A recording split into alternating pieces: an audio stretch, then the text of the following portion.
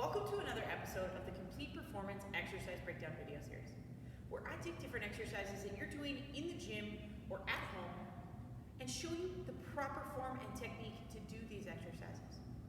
But on top of that, I'm going to make sure that you know which muscle you're supposed to be targeting and where that muscle is on your body. And even more, I'm going to help you apply this into your programming.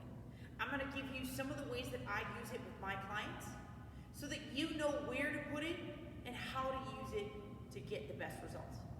So today we're continuing with the Build a Better Butt series, and today we're talking about one of my favorite priming exercises for the glutes. It's the side lying leg raise. Now the side lying leg raise is designed to build a better butt. So it's designed to target the glutes, but specifically you should be feeling it in the side portion of the glute. In the portion of your glute that's responsible for the abduction or bringing it away from your midline part of the body. So to set up for a side lying leg raise, you do need to be side lying. So you're going to lie down on one side. I lie my head on my arm typically, but for this video, I'm going to put it up so I can better show you. I tuck this leg underneath so that you can get a little bit more stability. This top leg is straight out from my hip. From here, I'm going to raise that leg up to 45 degrees and back down.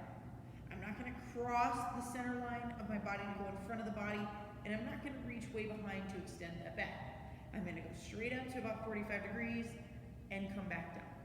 Now, here are some common mistakes I see with the sideline leg raise. First, being in the setup. A lot of us set up and we have a crease in that hip. And when we have a crease in that hip, we tend to use our hip flexor a little bit more. So what I want you to do is I want you to have that leg. I want you to think that the floor is down underneath your feet and you're standing up on the floor. You're not going to stand tipped over at the waist. You're going to stand up nice and tall at full hip extension. And that's the way you should be set up on the floor as well. Second one I see as a common mistake is we roll those hips back as we open up. What that does is, again, that brings it into the already very dominant hip flexor, and we want to keep this in the glute. So what I recommend to correct that is if you know that you have that problem, is set yourself up against a wall, against the edge of a couch, against a bench, a chair, something where you can consciously feel whether or not you're rolling into. Last but not least, goes in terms of the height I see people trying to raise up. We are not Jane Fonda. We are individuals looking to build better butts. And it's not to say that Jane Fonda has an ugly rear, but what we really want to do is we only want to come up to 45 degrees. We don't need to come up any higher because that again brings that front portion of that hip into play, as well as some of those low back muscles that ache and give us pain. So really what we want to do is we want to stay stacked up on top from shoulders, hips, knees, and ankles, and raise that leg up 45 degrees and back down. Really what you want to do, if you want to get the most bang for your buck out of this exercise, is when you're at that top, try to squeeze those cheeks together. That'll really light up that glute and really give you the best benefits. Now, time to talk about where to use this exercise, how to use it in your training programs. Like I said, it's one of my favorite priming exercises. So I love to use this as part of a warm-up, as a primer for a metric-based lift like a squat or a deadlift. It's a perfect exercise to warm up the glutes. It's not really an exercise where you're going to track how many reps you can do or the amount of weight you can do when you add an ankle weight or a band. It's one of those it's just going to be a body weight exercise for the most part, and it's designed to add a lot of volume to the legs, to light them up, to burn out the glute, and to maybe be a hypertrophy builder in the end. So typically what I would do is I recommend two to three sets of the sideline leg raise in that 15 to 20 rep range. If you are looking to alter it up, change some things up, add some variation to it, like I already mentioned, you can add resistance by using ankle weights, by using bands.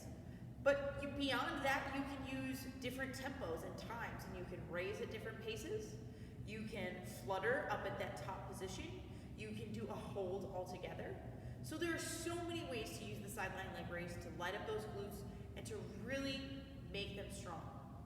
Last but not least, this is an exercise that I recommend people so easy to wake up in the morning and to just roll over before you get out of bed, crank out 10 to 15 of these, and your glutes are gonna be fired up before you even get out of bed. That's so cool for us. Now, I know it's not a sideline version, but there is the standing version that you can do up at the counter while you work in the kitchen, at a standing desk, while you're waiting, washing your hands in the bathroom sink. Whatever it may be, the hip abduction exercises are great for building the glutes and great for alleviating pain. So look to add sideline leg raise into your day, into your training program, and look to use more hip abduction exercises overall.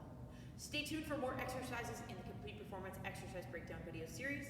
If you have recommendations for exercises you'd like me to break down and give you guidance on, I'd love to hear from you. Feel free to drop those in the comments. Shoot me an email to follow below.